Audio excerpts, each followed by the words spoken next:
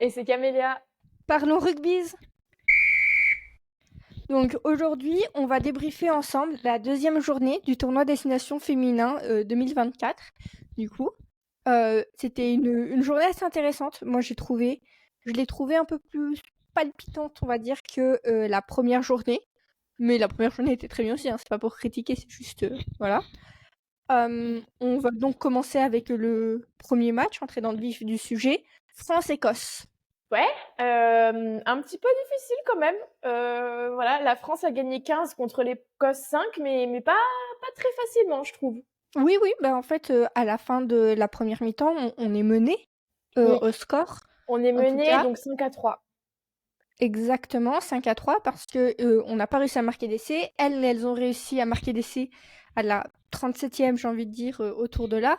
Donc elles ont réussi à concrétiser ce qu'on n'a pas réussi de faire alors qu'on dominait en fait sur le terrain, mais on n'arrivait pas à passer. Il y a eu beaucoup trop de fautes de main. Voilà, moi Oui, j'ai remarqué j'en ai ça. compté 20. 20 fautes de main et aussi 5 touches perdues. Tout ça, ça fait Ouais. qu'on avançait, on avait la possession sur le terrain, mais on concrétisait pas. Il y avait beaucoup de vent, en tout cas c'est ce qu'il disait, Mm. mais beaucoup, beaucoup de transformations manquaient et ça Mm. encore une fois, je pense qu'on peut beaucoup en attribuer au vent parce que les Écossaises aussi ont manqué pas mal de transformations, mais c'est vrai qu'en fait, les transformations, les pénalités et cetera, c'est ce qui te permet aussi de créer un écart, suffisamment grand pour pouvoir souffler un moment et là, j'ai pas eu l'impression qu'il y a un moment dans le match où on a pu souffler parce que, si on regarde le score comme ça, on se dit: «Ah bah 5-15, ça va». En fait non, ça va pas trop parce qu'en fait on arrive à 15 parce qu'on a marqué un essai à la 80e quoi. Oui, non, franchement, assez stressant, jusqu'à la fin même, je t'avoue. Ouais, ouais, j'avais un peu l'impression qu'on n'était pas concentré quoi.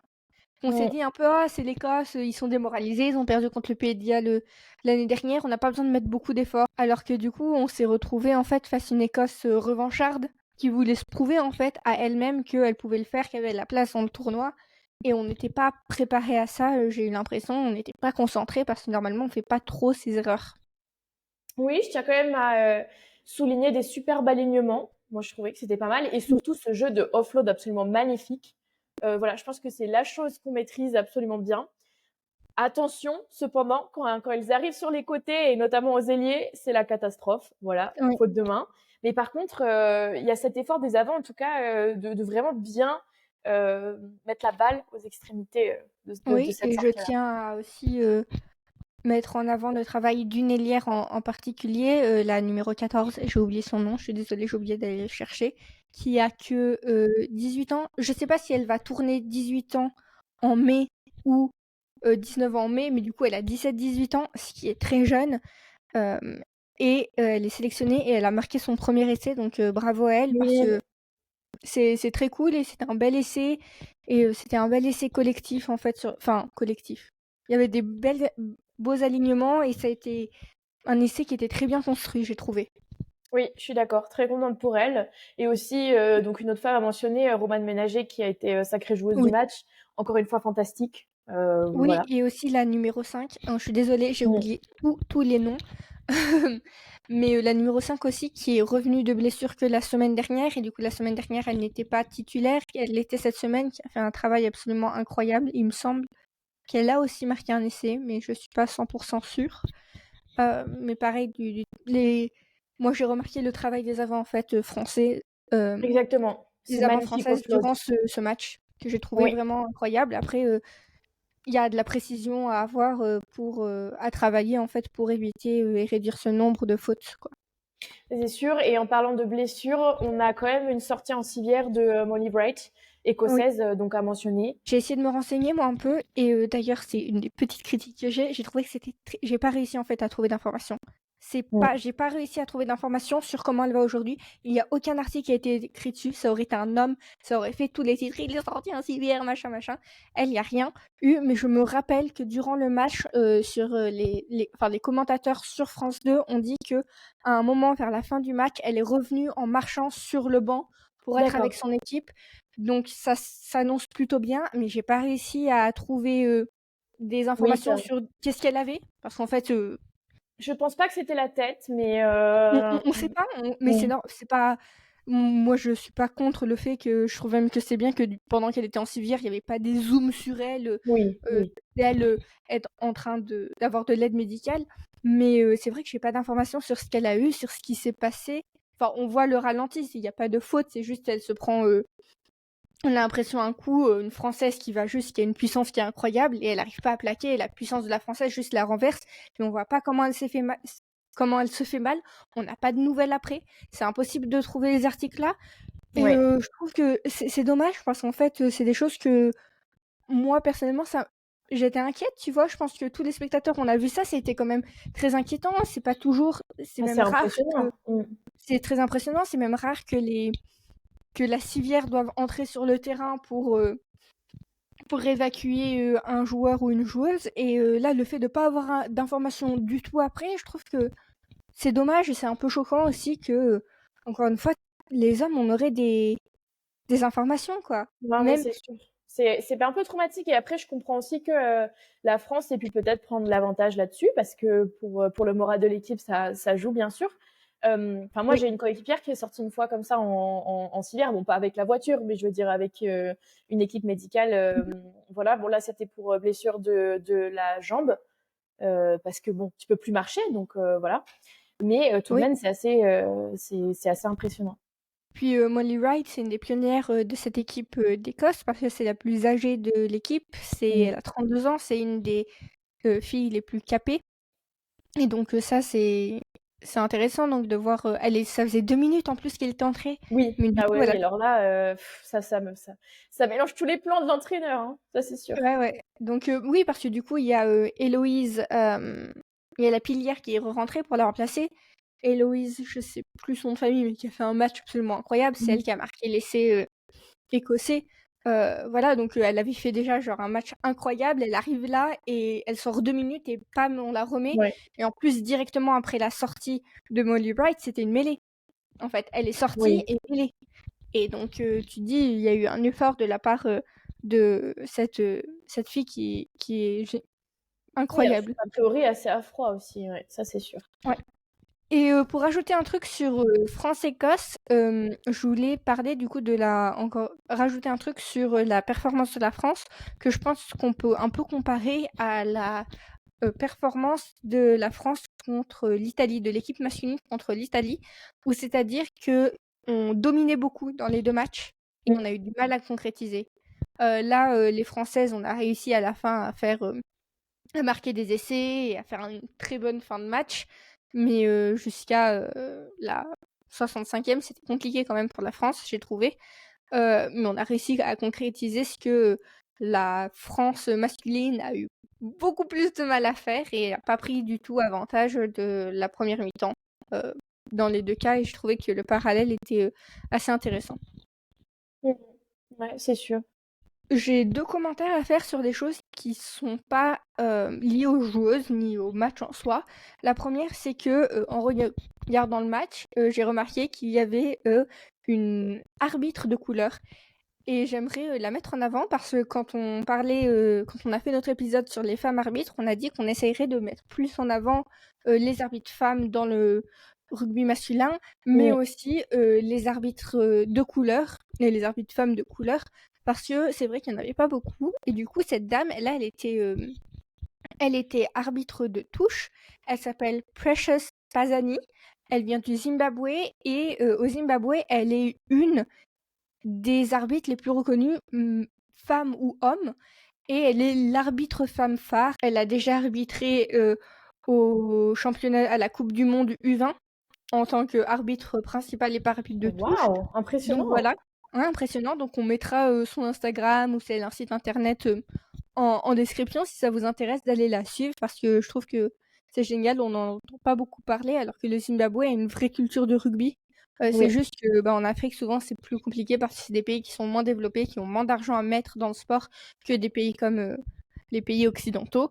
Mais dans l'équipe d'Italie masculine, par exemple, on a le numéro 6, Negri, il vient du Zimbabwe. Lui, il fait partie de l'équipe parce que la famille de son père est italienne, mais il vient du Zimbabwe. Donc ça montre qu'il y a vraiment une culture du rugby là-bas. Et donc c'est bien qu'elle représente ça et que elle soit là sur la scène internationale aujourd'hui dans le tournoi Destination Féminin. Non, c'est super. Et la deuxième chose dont j'aimerais parler, c'est un commentaire que j'ai trouvé déplacé de la part d'un commentateur français lors du match. Et c'est pas pour mettre la faute sur lui, c'est-à-dire que je veux pas qu'on dise ah le pointer du doigt, etc. C'est juste, je pense que c'est important de pointer du doigt en fait le type de commentaire parce que je pense que lui ne s'en rend même pas compte en fait que c'est sexiste et que tu dis pas ça en fait. Que ça ne se dit pas. Si tu le dis pas pour les hommes, tu le dis pas pour les femmes. Il y a eu l'entrée d'une nouvelle joueuse sur le terrain. Elle est blonde, elle avait un chignon. Et il a fait elle arrive, machin, machin, et puis elle a quand même un très beau chignon. Blanc dans la conversation, parce que l'autre commentatrice, du coup, c'était une femme, et la personne sur le bord du terrain qui commentait les entrées, c'était une femme aussi. Et je pense que toutes deux se sont dit, mais quel rapport, tu vois, quel rapport, parce que ça va pas la faire jouer mieux, hein. ça va pas mieux la faire jouer, et surtout un homme, on va dire, qui arrive avec une nouvelle moustache ou un nouveau mulet, jamais il aurait dit ah mais quel Après, je quel tiens à mulet. dire que des fois, certains mulets et surtout certaines chevelures sont distinguées. Moi, je me souviens, il y a quelques commentaires sur les cheveux du demi d'ouverture d'Afrique du Sud, voilà, qui est quand même souvent dit, mais ça ne justifie pas. En fait, ce genre de commentaires ne devrait pas, en fait, arriver tout court. Exactement. Et du coup, les femmes, les commentatrices l'ont un peu repris en disant ah oui, bah oui, c'est vrai, et en essayant de passer à autre chose, tu vois. Il a insisté en disant, je cite, oui, non, mais je le dis parce que les coiffures, c'est important. Quoi?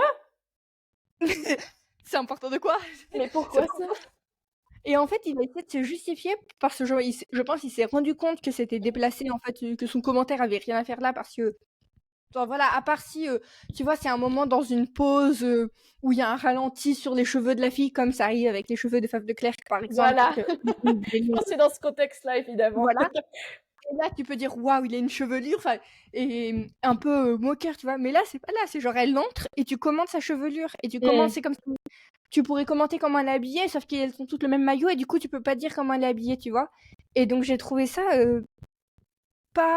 c'est pas méchant, mais en fait, ça montre juste un peu du sexisme internalisé. Et je pense que c'est important de le pointer du doigt parce que même si c'est chiant, entre guillemets, que ce soit toujours à nous, les femmes, de dire c'est déplacé, tu peux pas dire ça, et que c'est pas les hommes qui vont, la plupart du temps, s'éduquer par eux-mêmes, bah, je pense que c'est quand même important parce que on peut pas dire complètement on arrête de reprendre les hommes parce que sinon on va pas bouger. Et parce qu'ils vont pas aller tout seuls, je dis pas qu'il faut toujours le faire. Et aussi, j'aimerais qu'on arrête de dire les filles.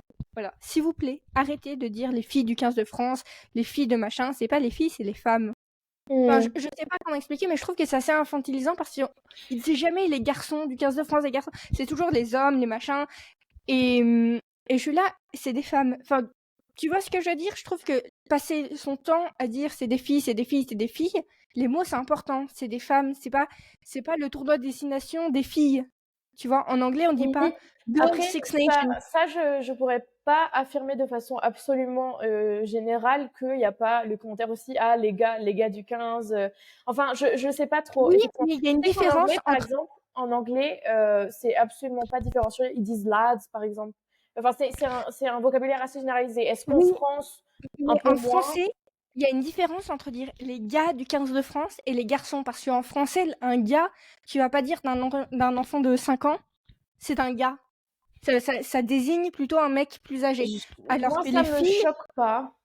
moi, en regardant les matchs, sur France 2, en ayant regardé le tournoi de destination masculin et féminin, ils disent presque jamais les garçons. D'accord, bah, dans ce cas-là, c'est vraiment Ils parlent des garçons ils parlent des garçons quand ils parlent des amitiés entre les joueurs. Donc ils vont dire oh, c'est un groupe de garçons qui ont grandi ensemble. Oui. Tu vois, quand ils vont parler je vois. etc. Ils vont pas dire oh, c'est un bon. Enfin, les garçons, ils disent pas les garçons du 15 de France, ils disent les hommes du 15 de France. Ils vont dire les gars à la limite, et les gars, encore une fois, ça désigne quelqu'un plutôt de plus âgé. C'est pas infantilisant de dire à une personne c'est un gars.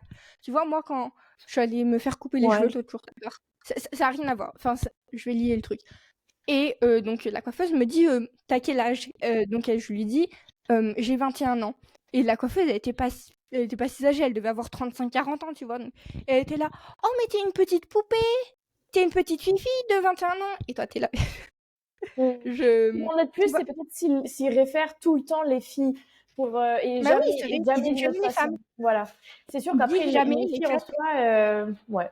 Je... Oui, non, mais le dire une fois de temps en temps, c'est pas ça le problème. Le problème, c'est que c'est constamment, c'est Mm. qu'on se réfère constamment à l'équipe féminine du 15 de France, aux Mm. femmes du 15 de France, comme les filles du 15 de France, alors qu'on le fait pas avec les garçons. Et en fait, c'est juste ça, c'est que je trouve que ça, et encore, je sais que je chipote, mais c'est du langage qui est super important parce que Mm. c'est infantilisant et ça continue à mettre d'une manière subtile et pas volontaire, en fait, les femmes, éviter que ça se professionnalise, tu vois, enfin, utiliser le vocabulaire, les mots sont importants, comment tu nommes les choses. Et là, je trouve qu'en France, on pourrait faire un effort là-dessus, dans le vocabulaire qu'on utilise pour parler des femmes et des hommes dans le rugby, et de manière Mm. générale. Ouais, c'est sûr. Je pense que ça a aussi changé pour le rugby masculin parce que moi, je me souviens très bien quand j'étais jeune, que je regardais avec ma mère, c'était un peu ouais les beaux bébés du 15 de France, un peu. Oui, Donc ouais, bah oui, parce que c'est c'était des avancées. professionnalisé, Mm, mm, mm, quand même, vachement, mm, ces 20 dernières années, le rugby. mm. Et du coup, si ça se trouve, j'ose espérer que quand le rugby féminin se professionnalisera plus, eh ben, on arrêtera de passer notre temps à dire les filles. Et encore une Mm. fois, le dire de temps, c'est pas un problème, nous on le dit, c'est juste passer son temps à se référer à ça, c'est... Moi ça m'énerve et ça me bloque. Après, Voilà. du côté anglais, je peux attester que c'est très souvent qu'ils sont en mode girls, lads, voilà.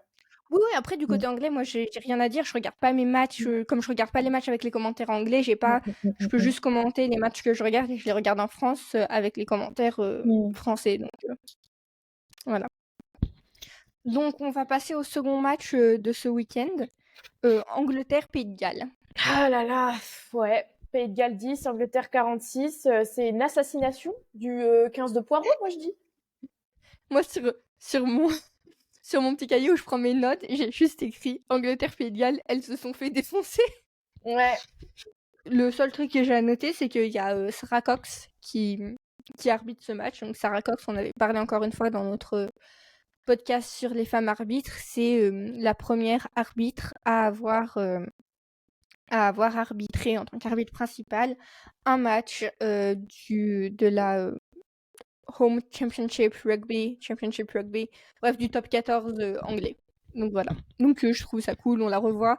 Et je trouve que c'est sympa de plus en plus, en tout cas personnellement, cette vidéo, enfin ce podcast sur les femmes rugby me fait plaisir parce qu'en fait ça m'a appris tellement de choses et aujourd'hui quand je regarde les matchs euh, du tournoi, et ben je reconnais les noms des arbitres comme quand je reconnais le nom des arbitres chez les mecs et ça me fait juste plaisir de... Parce qu'avant je connaissais pas le nom des joueuses, je connaissais pas le nom des arbitres, etc. Et là, je suis là, oh c'est Oli Davidson, trop bien. Donc voilà, des trucs comme ça, alors que avant j'avais pas du tout cette sensibilité et du coup je trouve ça cool et si ça a pu faire ça aussi pour certains d'entre vous qui nous écoutent, franchement, moi je trouve que c'est un objectif accompli, que c'est très cool. Je suis d'accord. Ce que je dirais de plus sur ce match-là, c'est que c'était leur 26e succès consécutif dans le tournoi Destination. Là, c'est absolument bluffant. Voilà. Ouais, Chapeau bas. est-ce que c'est égalé? Je ne pense pas que ce soit égalé, faudra qu'on vérifie. Je ne pense Mais pas. Je ne pense pas. Et est-ce je pense que pas c'est que chez les vraiment hommes, non. Et est-ce que c'est vraiment étonnant qu'on sait que leur entraîneur c'est John Mitchell, John Mitchell qui est maintenant connu internationalement, il a coaché les All Blacks, un peu de partout dans le monde en fait. On l'a vu au Japon, on l'a vu au USA, enfin voilà. Un peu Eddie Jones, Un petit peu ouais, de l'expérience de en plus partout. cool. Mm. Mais franchement, non, impressionnante en Angleterre. On n'aime pas les voir gagner, mais je veux dire bon. Oui, bah C'est les qu'est-ce qu'on peut meilleurs. dire d'autre? Là, elles ont gagné en étant clean en plus, donc Ah oui, oui, oui, franchement, bravo. il y a pas grand-chose à dire. Moi, le seul truc qui me fait un peu rire, mais c'est juste très personnel, c'est qu'à un moment, je regardais le match et ils ont mis la caméra sur le sélectionneur et je te jure, j'ai eu un moment dans ma tête à chercher Steve Borthwick. J'étais là, mais il est où? Ah! Et après, je me dis, Ninon, tu regardes les femmes, pas les hommes. Ça va pas être n'importe quoi. Effectivement. Après, il est là que depuis très récemment, 2023, donc Oui, donc oui, mais non, mais ça m'a juste fait rire où j'ai vraiment eu un moment de. Autant chez les Français, je m'attends pas du tout à voir Fabien Galtier, autant là, je sais pas mmh. pourquoi.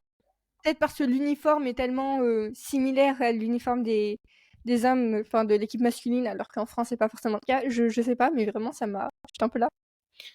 Ah oui, d'ailleurs, je tiens à noter, le maillot blanc des Françaises est très élégant. Oui. J'aime Ah beaucoup. oui, je suis d'accord avec Mmh. toi. S'il est disponible, Euh, je m'en achèterai bien un. Par contre, attention, ça doit tacher, hein. oui. D'ailleurs, sur un truc des maillots, je vais partir sur une petite tangente, hein, mais il y a pour l'élite 1, pour ceux qui savent pas, donc la compétition la plus haute en termes de club en France de rugby féminin, il y a 2 poules. Et il y a les 2 poules, et ensuite les premiers des poules vont en demi-finale, etc. Et bientôt, il y a les Amazones, donc le club de rugby féminin de Grenoble, qui vont jouer lors de la prochaine journée fin avril contre Toulouse. Et du coup, bah, moi je me suis dit, bah tu sais quoi, si c'est à Grenoble, j'irai voir quoi. Mmh. Et donc en effet, c'est à Grenoble. Par contre, impossible de trouver où acheter des tickets, donc je pense que c'est gratuit. Enfin, je sais pas, c'est trop bizarre. Impossible de trouver où acheter des tickets. Pas sur le site du FCG, pas sur le. Ouais, pas sur le site du FCG, pas sur le site d'Elite 1 en France. Enfin, du coup, je pense que je ferai peut-être un petit appel à l'aide sur Instagram en disant aidez-moi à trouver des tickets parce que Mmh, je sais ça peut pas être génial. où est-ce que s'acheter. Et c'est pour Et quand? le 27 avril, mais souvent c'est déjà mis, tu vois. Ça met, même s'ils sont pas forcément déjà en Ah oui, en vente, vente, ouais, ouais, ouais. et ben ça met genre ça va arriver quoi. La vente va Mmh. bientôt commencer. Donc je sais pas et je sais même pas si en fait c'est payant pour y aller. Je sais pas du tout. Impossible de trouver des informations déjà pour trouver le fait que ça se joue à Grenoble. Ça se joue pas à Grenoble même, ça se joue à Sassenage pour pour celles et ceux qui ont envie d'aller voir. Euh, C'était compliqué de trouver où parce qu'il y avait juste le nom du stade. Il n'y avait pas le nom de l'endroit. Il n'y avait pas de code Ça se postal, trouve, ils etc. monétisent pas, oui, tu te pointes, hein. Ouais, je sais pas, mais du coup, je vais appeler un petit À ton ami, appel parce que j'aimerais pourquoi bien savoir, moi, ouais. avant d'y aller. Mais j'irai, je pense, de toute manière. Et, euh, et oui, et du coup, on parlait des maillots. Et en fait, en regardant, je me dis, ah bah, si j'y vais, je vais voir s'il n'y a pas des petits trucs Amazon, tu vois, sur le Oui. site du FCG. Il n'y a rien du tout, parce qu'il faut Ouais. savoir que le site du FCG, c'est le même site pour l'équipe masculine et pour les Amazones. Du coup, je me suis dit, bah voilà, il n'y a rien pour les. Déjà, dans le truc, juste FCG femmes, t'as rien. Mmh. Donc, il n'y a pas de maillot, etc. Faut qu'on aille chez les hommes si on veut des maillots, etc. Il n'y a rien spécifiquement sur les Amazones, donc t'as pas de t-shirt avec écrit Amazon Grenoble, etc. en vente. T'as pas non plus d'accessoires, t'as pas de casquette, t'as pas de pins, t'as rien du tout. Et je suis là, mais c'est trop dommage. Enfin, vous faites pas une très bonne publicité en fait en faisant ça. Donc Mmh. voilà. Donc demande d'avoir plus de merch pour les Amazones et pour l'équipe de France féminine. Voilà. Je seconde. Après cette tangente, on va passer au dernier match du week-end, Irlande-Italie, auquel Camélia a eu la chance d'assister si vous nous suivez sur Instagram. Si vous ne le faites pas, suivez-nous sur Instagram. Euh, et ben, elle a posté quelques stories pour montrer un peu son expérience et l'ambiance avait l'air d'être cool. Moi, je t'avouerai que dans ma télé, quand t'as posté la story, j'essayais de voir si je pouvais pas te voir. Je sais pas réussi à te voir, mais de temps en temps, il faisait des zooms. J'étais là, je vois où elle est sous le paravent là-bas. Je disais à mes parents, aidez-moi à la trouver. Oh, c'est mignon!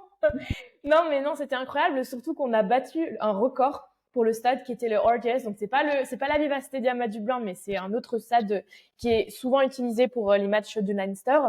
Et donc, on était 6605, ce qui est vraiment pas mal. Et du coup, c'était le record pour les rencontres internationales féminines de ce stade-là. Ouais, ils ont dit ça. J'étais là, c'est trop cool. Vraiment super. Et il y avait Holly Davidson qui arbitrait la rencontre. Je l'ai vue de très près. J'étais trop heureuse.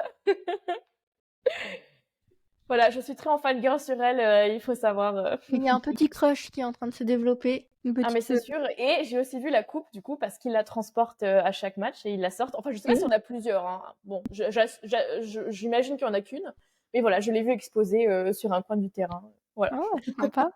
À côté des reportrices d'ailleurs, voilà. Que dire? L'Irlande 21, Italie 27. Moi évidemment j'étais pour l'Irlande. Déception. Déception parce qu'en fait, l'Irlande occupait le plus de terrain. Si on prend les 20 premières minutes, c'était 80% d'occupation de terrain. Et, euh, et en fait, pas de concrétisation qui allait avec. C'est très Ouais. dommage. Très, C'est très, ce très que dommage. c'est ce que j'ai noté aussi, c'est que l'Italie, en fait, dès qu'elles avaient le ballon et dès qu'elles entraient dans les 22 mètres, bah, elles le marquaient. Mm. Alors que l'Irlande, je sais pas si c'est une question d'attaque irlandaise ou de défense italienne. Je t'avouerai, j'ai pas trop réussi. Mm. J'étais pas assez vraiment concentrée sur le match pour Beaucoup de fautes analyser de ça. main aux extrémités aussi, en fait. Je dirais que c'est un petit peu des deux. Je veux dire, bravo aux Italiennes de tenir autant, hein. Je veux dire, Oui, oui. évidemment, leur défense est à saluer. Non, mais Mais quand on dit que beaucoup de quelque balles chose est... perdues inutilement, en fait, après plusieurs tentatives dans les Ouais. 22 mètres. C'est un peu malheureux. On a quand même un essai de pénalité accordé par Holly Davidson assez tôt dans le match, Mhm. qui aurait dû les mettre en bonne voie, mais bon, elle n'y arrivait Oui, pas. les Italiennes, pas mal. Enfin, j'ai trouvé qu'en tout cas, vers la fin du match, il y avait pas mal quand même de pénalités, enfin d'erreurs Mm. Mm. de la part des Italiennes et des Italiennes et des Irlandaises aussi un peu. À la fin, pour de vrai, moi j'y croyais que l'Irlande elle pouvait le faire. Vraiment, Je j'étais à pensais fond. aussi, elles se sont réveillées, c'est Ouais, sûr, un très peu tard. dommage. Un peu Oui, tard, oui, un peu tard. Je voilà. pense quelques minutes de plus, ça aurait pu le faire. Oui. Mais, Tu vas transformer en Cyborg. On n'a pas perdu, on a juste pas eu assez de temps. non, j'aime pas. Non, mais c'était un match très serré, il faut le Oui, dire. Moi, j'ai oui, adoré oui. regarder, on s'ennuyait pas du tout. Donc ça, c'est Ah non. vraiment l'avantage. Voilà. Moi, ce que j'ai noté, c'est l'Irlande, la demi d'ouverture irlandaise, O'Brien, avait un très bon jeu au pied. Mm. Même quand elle était face au vent, parce qu'encore une fois, pareil, en Irlande, il y avait pas mal de vent, en tout cas, c'est ce qu'il disait à la télé, On avait un Kevin. peu, ouais. Ouais. Il disait que qu'il y en avait assez pour que ça ait un impact sur le jeu au Mm. pied Mm. et sur les pénalités. Euh, j'ai trouvé que ouais, O'Brien était très juste dans son jeu au pied. Elle a trouvé des touches Mamma Mia, quoi. C'était des Ah touches oui, c'était magnifique, je suis d'accord. incroyables. Je suis d'accord. Du coup, je Mm. voulais la noter et la mettre en avant parce que voilà, je trouvais que c'était Moi, j'ai deux très bien. joueuses italiennes que j'ai découvert. La joueuse du match, donc Vittoria Vecchini, je crois, Mhm. qui est super. C'est la talonneuse, enfin voilà. Et aussi la demi de mêlée qui m'a impressionnée, Sofia Stefan. Ouais. Euh, Moi, ouais. les ailières, je voulais noter aussi italiennes. Non, La franchement, 11, elle est très bonne joueuse, hein. ouais. Elle est féminine. La 14, qui est 2 essais, dont un refusé, mais voilà. Mm, Et la 11, à un moment, elle t'a fait une course Ouais, je je suis sais pas quelle d'accord. en était. Mm. Mais j'étais là, elle va y aller. Enfin, elle a évité un nombre de plaquages. Et ça aussi, je pense que c'est un truc sur l'Irlande peut travailler, c'est que j'ai trouvé qu'il y avait pas mal de plaquages manqués, en fait. Oui, oui, oui, Voilà. oui. Je suis Et d'accord. mais ça se travaille. Enfin, la bonne nouvelle, c'est que c'est pas un problème intrinsèque à l'équipe qui peut pas se Non, résolver. je suis Il y a une d'accord. mauvaise ambiance. C'est juste, ça se travaille Mm. le plaquage. Et puis, tu as des jours aussi avec et des jours sans. Enfin, Ça, quand c'est tu sûr. regardes Et l'équipe de foot. à noter quand même leur alignement aux Irlandaises impeccable. Voilà, je pense qu'elles en Mhm. ont pas perdu un seul. Non, et pour jouer au rugby, c'est très dur, hein, les alignements, Ah oui, c'est les pas. touches, ouais, ouais. Je veux dire, même au niveau international, c'est jamais garanti Oui, que ça tout à marche. fait. Ouais. Ouais, je suis très d'accord avec toi là-dessus. Bref, en tout cas, un match absolument super. J'ai adoré y être et puis je ferai quelques reels dessus, comme ça vous voyez à quoi ça ressemble de l'intérieur. Très bonne idée. Moi, normalement, je serai au prochain match de la France, donc dans 2 semaines à Paris, à France-Italie, du coup. Si vous y êtes, bah, n'hésitez pas à envoyer un message à Rugby. Moi, ça me ferait plaisir d'y être avec des gens parce que pour l'instant, j'ai contacté beaucoup de gens pour y aller. Il n'y a personne qui veut y aller avec moi. Il y a personne qui veut y aller avec moi, c'est personne qui est disponible aussi pour y aller avec moi parce que comme j'habite pas Paris, c'est un coût d'aller sur Paris. Moi, j'ai de la chance, j'ai un abonnement de train du coup qui me permet d'y aller gratuitement entre guillemets. Mais donc voilà, donc si vous êtes sur Paris, que ça vous intéresse, bah, moi ça me ferait plaisir de le regarder avec des gens.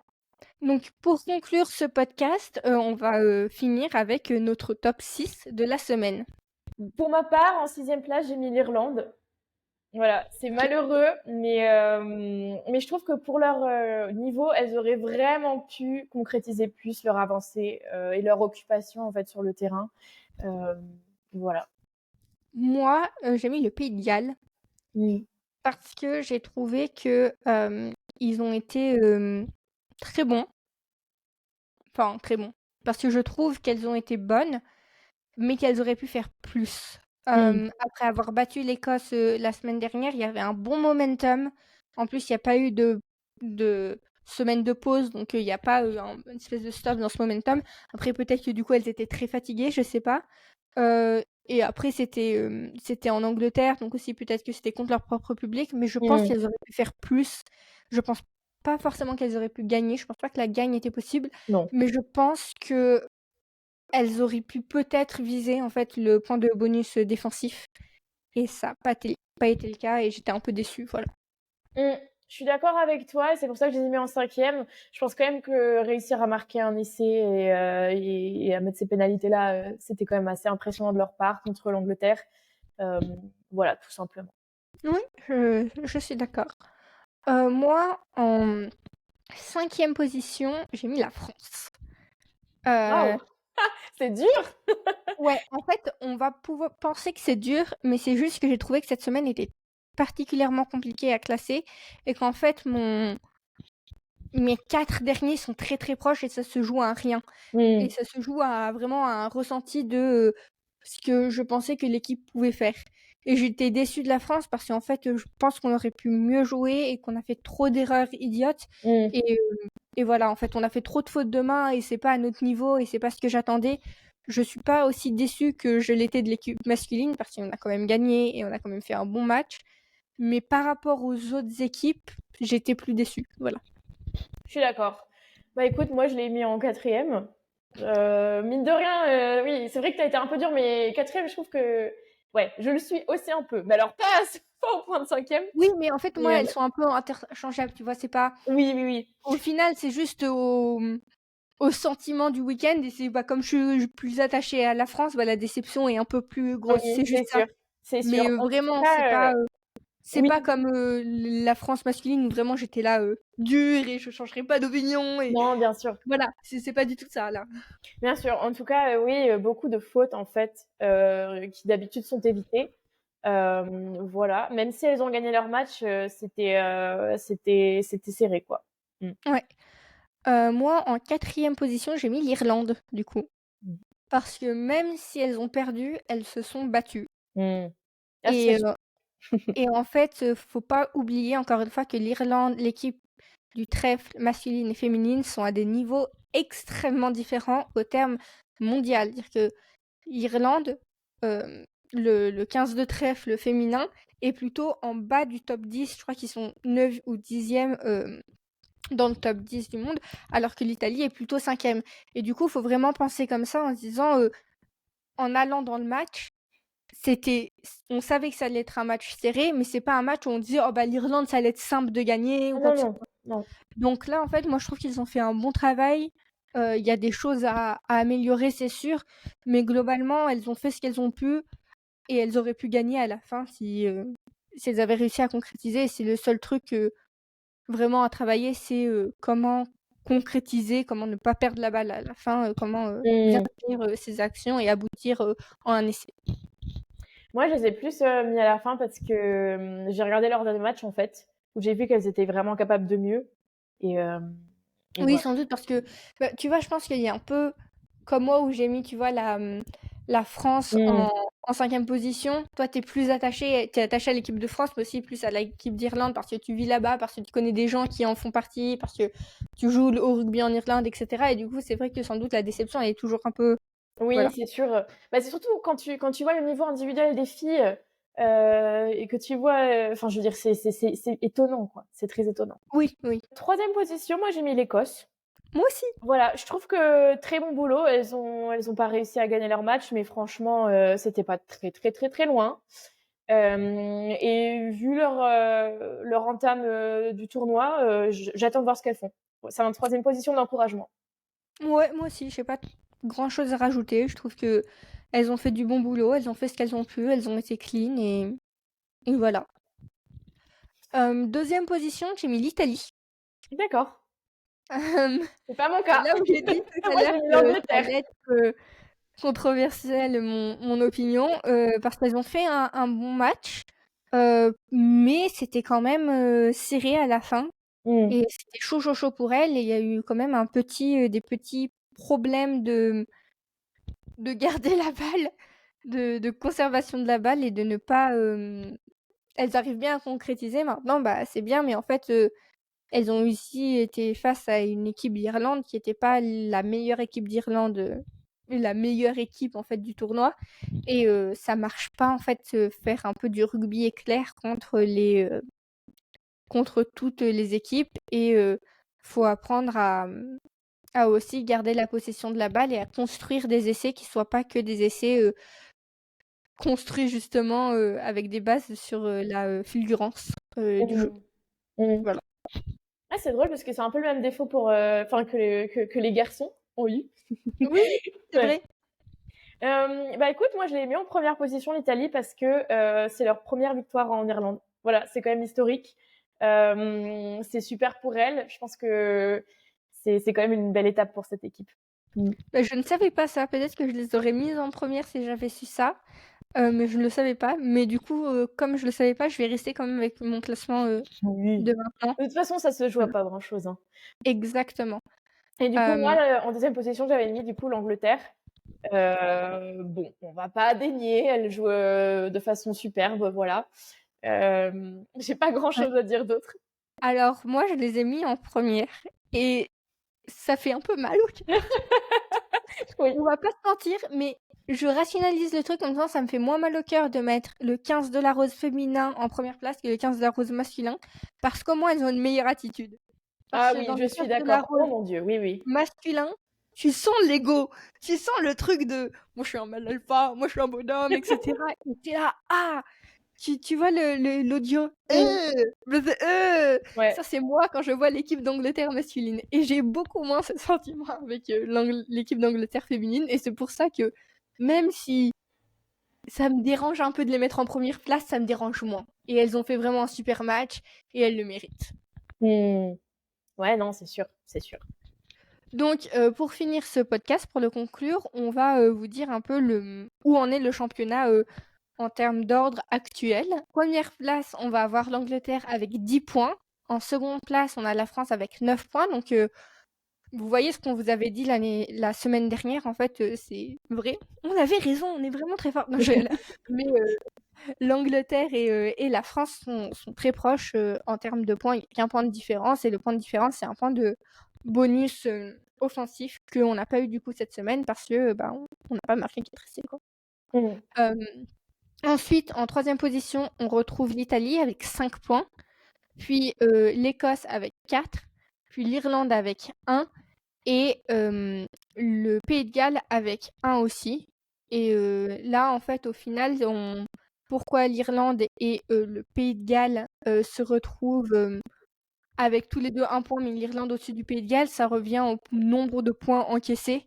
Et le Pays de Galles, bah, ils ont joué contre l'Angleterre et elles se sont fait défoncer. Donc c'est vraiment, je pense que le bas du classement, je pense que les deux premières du classement vont pas trop changer, les deux premiers. Je pense que cette année, le tournoi va se jouer entre la France et l'Angleterre.